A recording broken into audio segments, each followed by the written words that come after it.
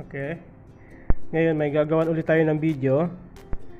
Itong maliit na motor ay ano to ay Siemens.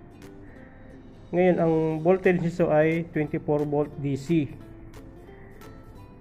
Ang pwedeng mapandar nito ay 24 volt DC. Ngayon meron ako dito ay 26 volt AC. Ayan siya, 26 volt AC. Ngayon ang gagawin natin para mapaandar natin to, ang 24 volt AC DC, para mapagana natin sa DC, may ginawa ako dito ng nilagyan ko ng diode para maging DC siya. Para maging DC, ano ko dito para maging DC. Okay, sukatan mo natin to. Ito. On natin.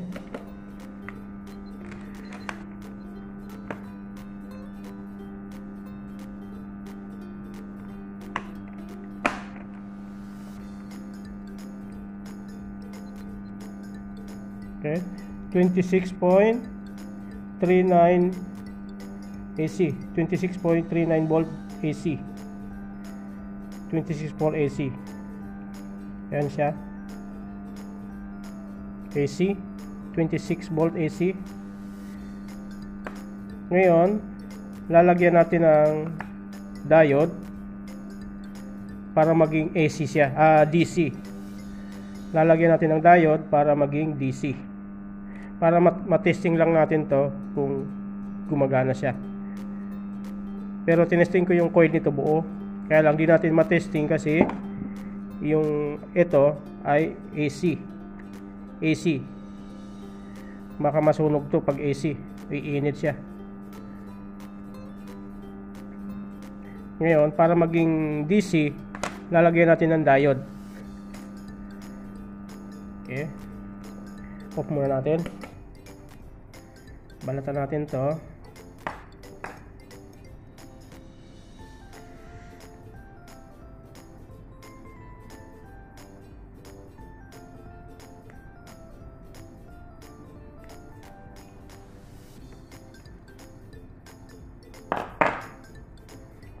Tapos tali natin dito.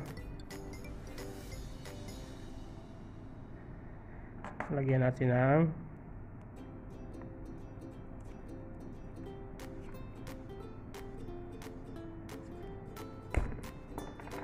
yung diode pala dito ko sa kinuha.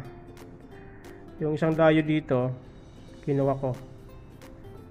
Yan, yung isang diode dyan kinuha ko siya. Kinuha ko yung isang diode para maging DC siya, maging DC volt. Okay, balatan natin.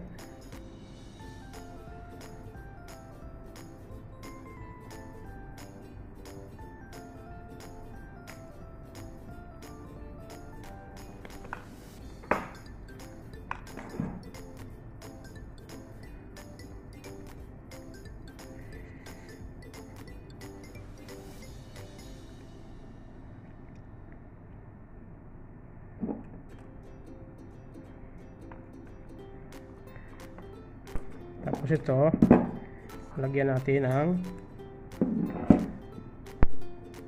para makita natin na gumagana.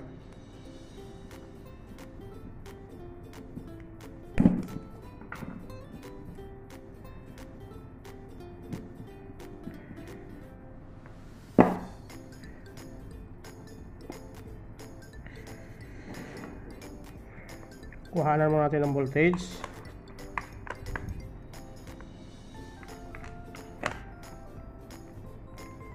Kuhanan ulit natin ng voltage.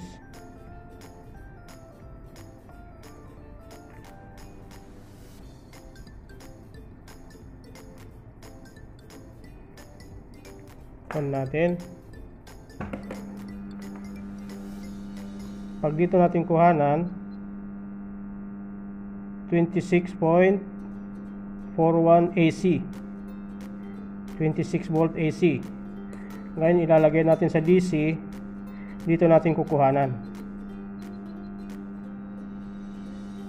11.4 DC. Nag-drop siya. Ayan siya. Kaya naka-DC siya. Nakano siya sa DC. Lalagay natin to. Pag dito ay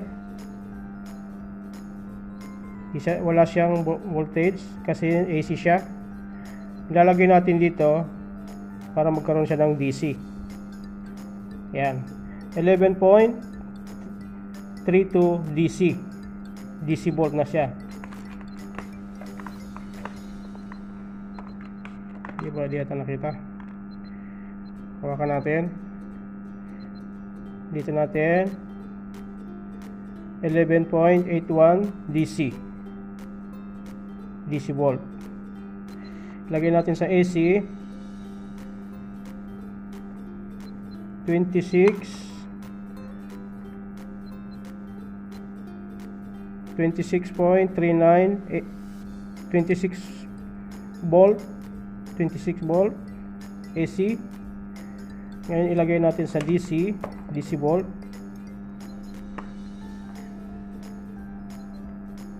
Yan. 11.883 volt DC. Ngayon, pwede natin itong matesting. Testing lang naman. Matitestingan natin to. Ito pwede natin itong matesting. 24 volt DC. Kaya na to ng paanda rin ng 11.81 DC. Testing lang naman.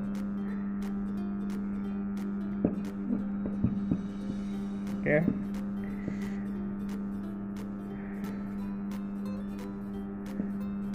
Kaya natin dito.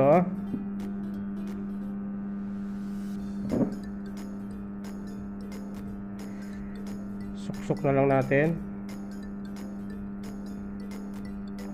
Tapos lagyan natin ng konting tape.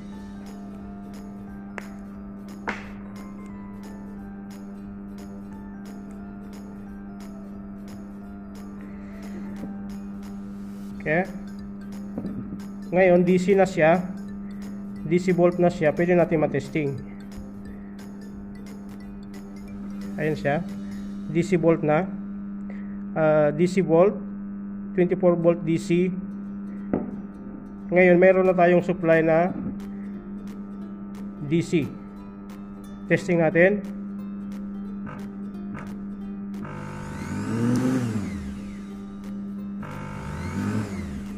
Okay. Lakas ah. Okay. Off na natin. Okay, ito lang yung gamit natin. Nagkaroon na tayo ng DC volt. Kasi itong motor ay 24 volt DC. Ang supply natin ay 26 volt AC. Nilagyan natin ng diode, nag-drop siya ng 11.81 DC na lang siya nung nilagyan natin ng diode. Okay.